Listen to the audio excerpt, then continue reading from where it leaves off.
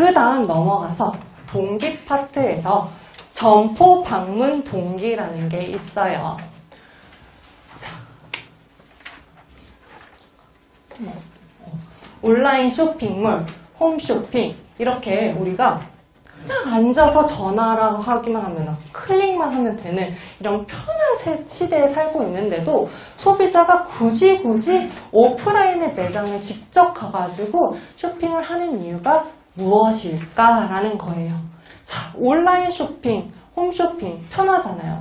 그게 매출이 아무리 증가가 하고 있다라고 하더라도 점포를 방문해서 소비자가 구매하는 소비자도 줄지 않고 늘어나고 있다는 거예요. 그럼 왜 그런지에 대해서 우리 기업은 이유를 찾아야겠죠. 점포 방문 동기의 종류라고 해서 그 이유를 두 가지로 나눴어요.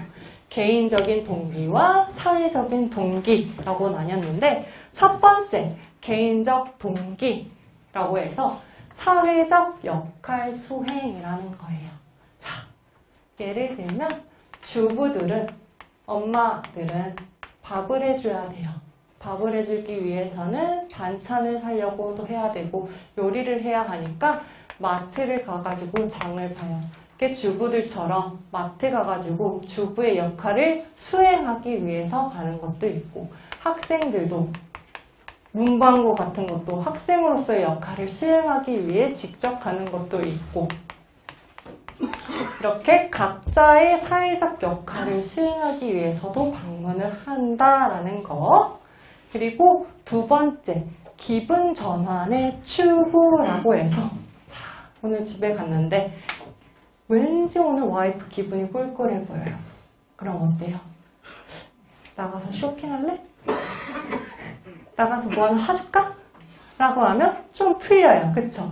그렇게 소비자가 기분이 안 좋을 때 이런 기분 전환 추구의 목적으로도 점포 방문을 할 수도 있다라는 거.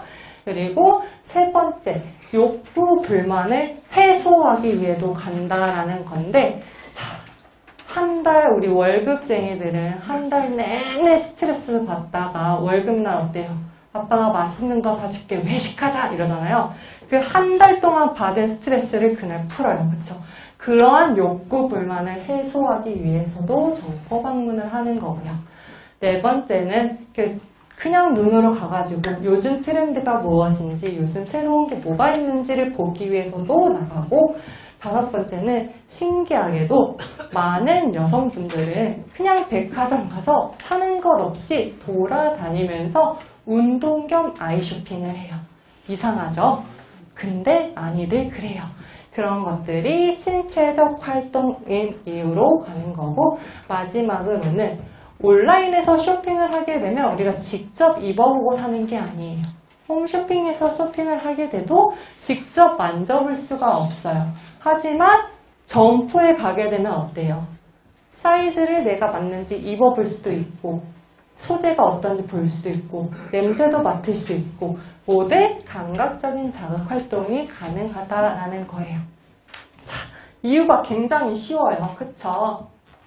두 번째로 개인적 동기 넘어서 사회적 동기로 갔을 때 사회적 경험을 위해서 나간다라는 거예요.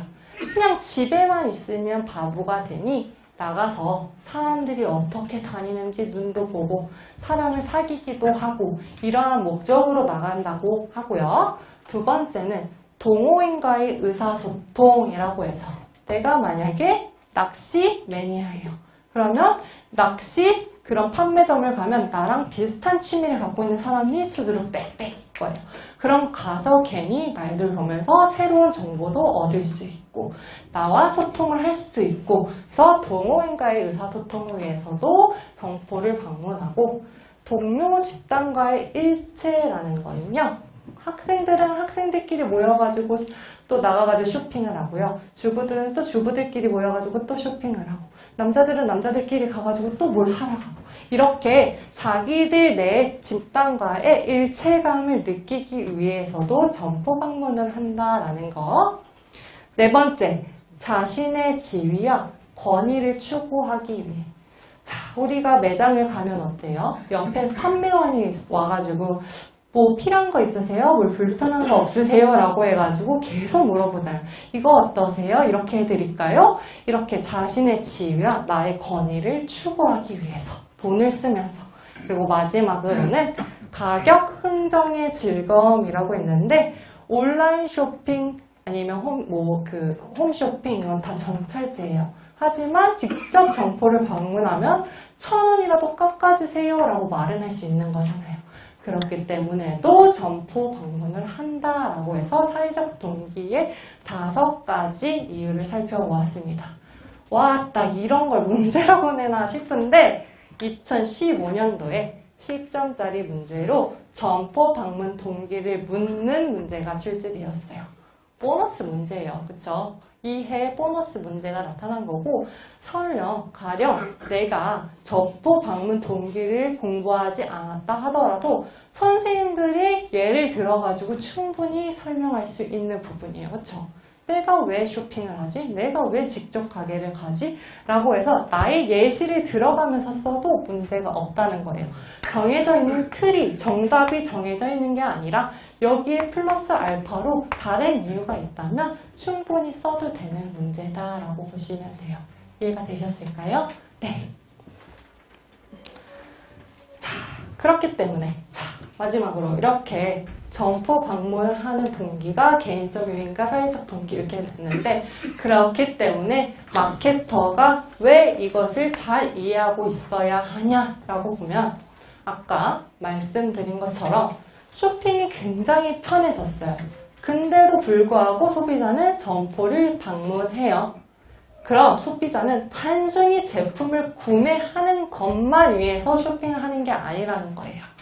그렇기 때문에 마케터는 이 소비자들의 동기를 파악함으로써 이 동기에 따른 시장 세분화 및 점포 차별화를 할 수 있다는 거예요.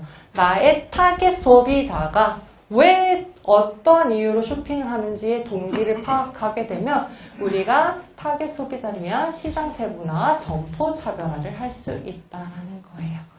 이 부분이 중요하다라는 거예요. 이렇게 동기 파트는 여기서 마무리됩니다. 생각보다 별 내용이 없지만 아까 말씀드린 것처럼 여기 출제된 부분에 표시가 되면 무려 3문제가 출제가 되었어요. 자, 3문제 뭔지 알겠죠? 방금 본 것처럼 그 접근 갈등, 그 동기가 일으키는 갈등의 유형 2번 나왔었고 점포 방문 동기 1번 나왔었고 이렇게 해서 3번 나왔던 걸로 보시면 되고요. 띠리리 하이라이트 파트입니다.